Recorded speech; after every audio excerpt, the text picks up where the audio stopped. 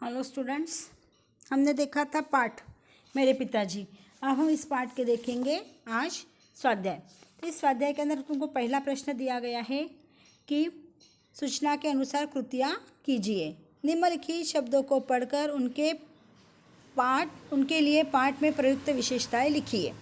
पहला प्रश्न दिया आपको कि जो भी प्रश्न दिया है उसकी विशेषता लिखना है। जो शब्द दिया उस शब्द की विशेषता आपको लिखना है। तो पहला प्रश्न में है जूता। नंबर 1 पे जूता कैसा था? काला। जूता कैसा था? काला, ये उसकी विशेषता हो गई। 2 नंबर पे पाजामा दिया। पाजामा कैसा था? ढीला पाजामा था, है ना। पाजामा कैसा था? ढीला पाजामा था।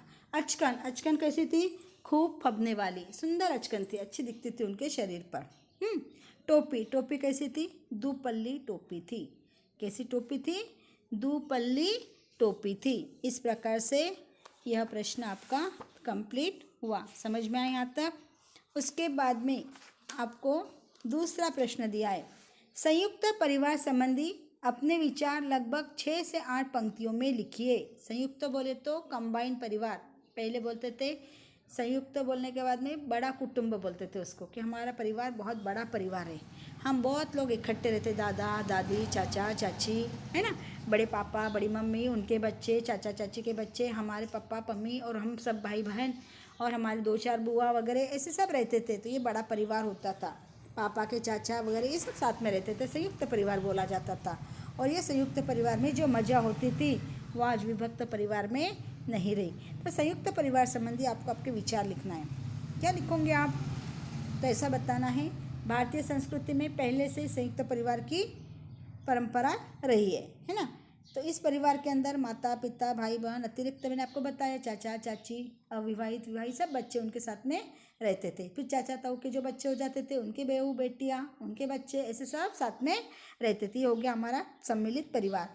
इन परिवार में व्यक्ति से अधिक महत्व परिवार को दिया जाता है ना। इसमें परिवार को ज़्यादा महत्व दिया।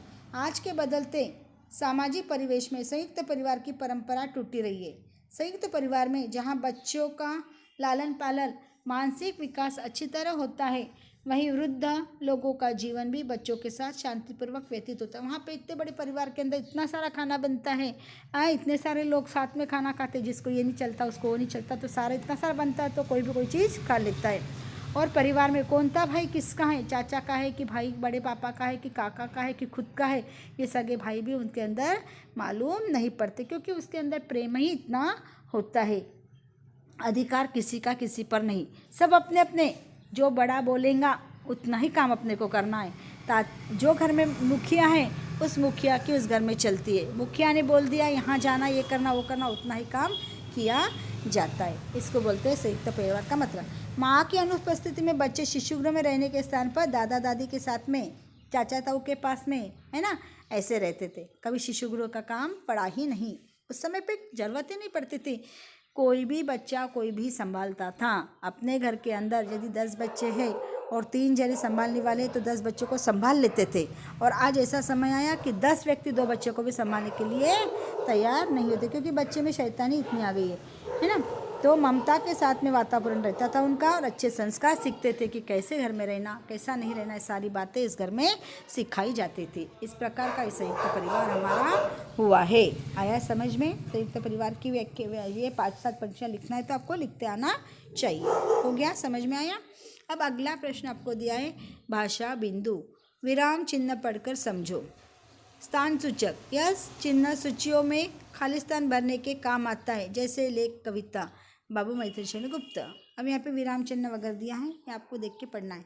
किसी लेख में जब कोई अंश छोड़ दिया जाता है तब इस चिन्ह का प्रयोग किया जाता है। जैसे तुम समझते हो कि यह बालक डैश डैश डैश गाँव के बाजार में वो सब्जी बेचा करता था डैश डैश डैश।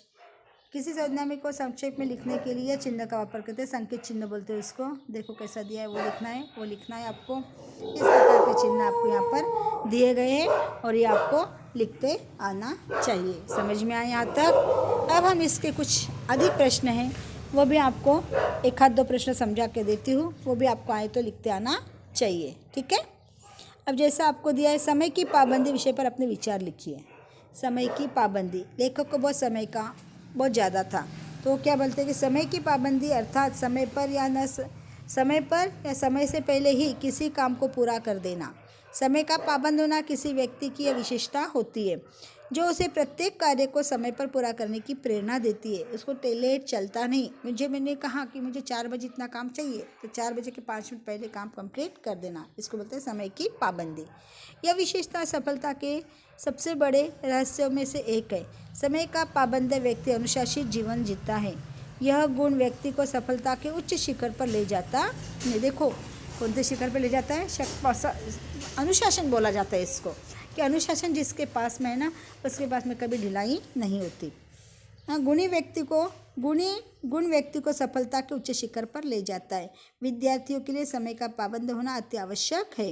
यह अवस्था आदत निर्माण की अवस्था है। इस समय यदि समय पर काम करने की आदत हो जाएगी तो विद्यार्थियों को भविष्य में अपने लक्ष्य प्राप्त करने में बहुत सहायक होगी। इस प्रकार से समय का ध्यान रखना चाहिए और समय से ही अपना कार्य हो जाना चाहिए। समय से पहले कोई भी कार्य नहीं होना और समय के बाद नहीं होना, पहले हुआ तो चलेगा। इस प्रकार अनुशासन में काम अपना करना चाहिए। आया समझ में? ये मैंने आपको कुछ प्रश्न एक्स्ट्रा भी बताया है। हमारा यह पाठ संपूर्ण हुआ। अब हम आगे का पाठ देखेंगे अगले पीरियड में। ओके, आपको यह पाठ का पूरा स्वाध्याय आपके नोटबुक में आपको लिखना है और पढ़ाई करना है इसकी अच्छी तरह से। अब आपके हार्डली 15 दिन के अंदर एग्ज़ाम आने वाली है। ठीक है, ओके।